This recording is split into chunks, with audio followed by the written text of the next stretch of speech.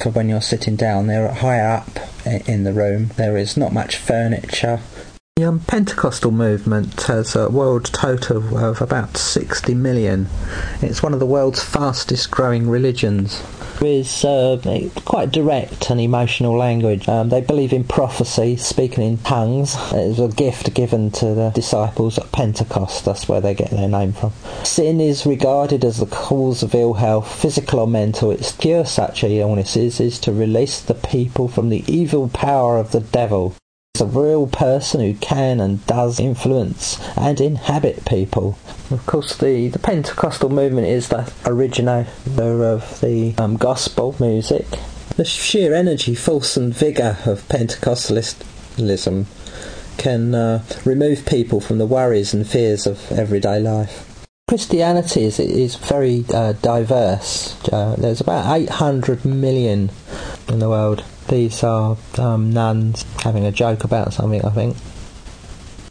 Confucianism started about 500 BC after the guy who was to now become known as Confucius. He believed that in education there should be no class distinctions, and that he once said that he would teach anyone who came to him bearing the school fees of 10 pieces of dried meat and performed the entrance ceremony.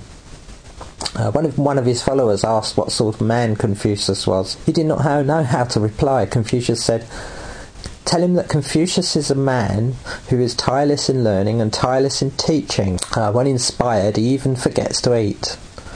The school of philosophy which Confucius founded is known in China as the Ru school, the word Ru coming to mean scholars or moralists. According to Confucius, the supreme virtue of a gentleman was Ren, this term which has been variously translated as goodness, benevolence and human-heartedness is the sum total of all virtues. Confucius says that fortitude, simplicity and reticence are all close to the meaning of Ren. When one of his followers asked him how to practice Ren, Confucius says, "Love people." Here in Shandong province in China, they are celebrating the anniversary of Confucius's birth. Hinduism is regarded as the most ancient living world religion now, being over 5,000 years old. It originated in the subcontinent of India. The word Hindu is derived from the name given to the people who settled on the banks of the river Sindhu in northern India. The name was corrupted to Hindu over the course of time, so their system of beliefs was given the name Hinduism. The Hindu scriptures is based on a large foundation, a Hindu marriage ceremony. Hinduism has 700 million adherents in India, and throughout the rest of the world makes the total of being 740 million. The Hindu calendar is full of festivals, religious, cultural and social.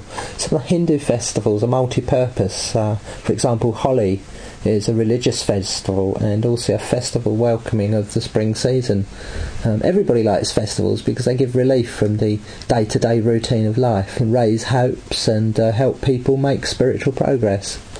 They're varied and colourful, and temples get crowded with lots of people come and they offer their prayers.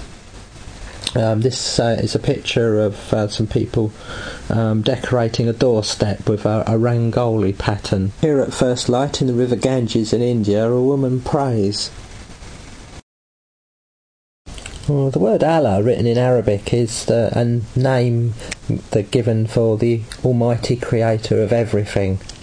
Core of the Islamic belief, with a capital I, is the oneness of the divine perfection of existence. The divine, which does not depend on any other for existence, is constant, unchanging, reliable, and thus the only reality. The green-domed mosque of the Prophet is the second most holy mosque of Islam.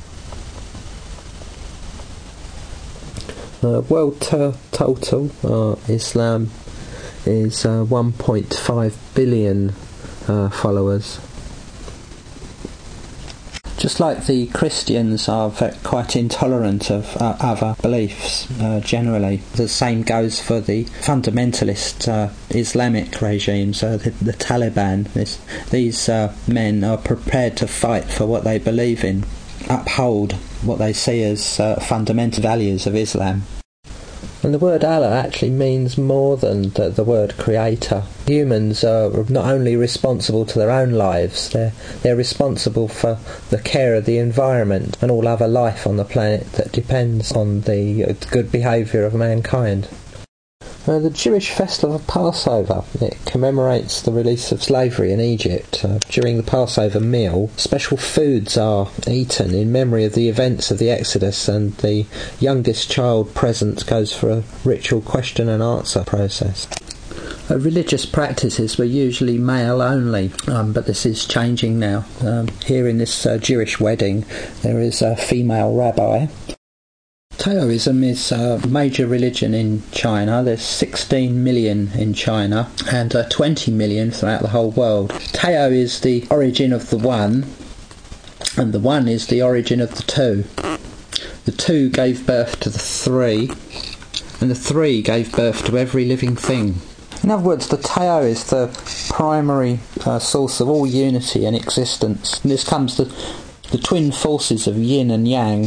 They are polar opposites that are locked in a struggle for supremacy, but would never be achieved because they each contain the seed of the other within them. Thus, for example, autumn and winter are yin, give way to spring and summer, which are yang, which in turn they give way to autumn and winter. In around the 4th and 6th century BC, they did not have printing presses, so to copy and distribute sacred text, they had to be written out by hand. And here we have the quality control. We have the emperor who's being handed a writing which has been written by a scholar. He'll check it. Paganism is an umbrella term for a variety of spiritualities that venerate nature. To practice what they see as pre-Christian or non-Christian traditions, incorporating all aspects of the natural world within a divine and ever-changing unity. The view of the world sees a relationship with the whole of nature. It places the individual within a wider connecting pattern, often visualised as a web in which all aspects of creation are seen to be in constant flux and motion. The picture you're looking at is a protester against the Newbury bypass that was being built. Its neo-paganism is strongly linked with the modern environmentalist movement. The actual term pagan actually derives from the Latin paganus. Paganus came to refer to a country dweller. And pagan was originally a neutral term, but took on a pejorative meaning among Christians in the 5th century when it became used to derogatorily designate non-Christians. The pagans and druids were persecuted for their beliefs. Here is the Romans massacring druids in around 60 AD. Folk tradition in the United Kingdom is the placing of flowers as a memorial to someone who's died. This is in 1997, after the death of Diana, Princess of Wales. The people of the United Kingdom were deeply shocked by the loss of Princess Diana. There was a feeling of helplessness. I like to think that here in the UK we've learnt a lot from Gandhi here in the picture about multicultural, multi-faith societies. Gandhi's life was dedicated to the promotion of multi-faith society, showing that people of different faiths could live side by side in the same country. This is a poster in Madras, India. It shows symbols of religions in India, Hinduism, Islam and Christianity, living together in harmony.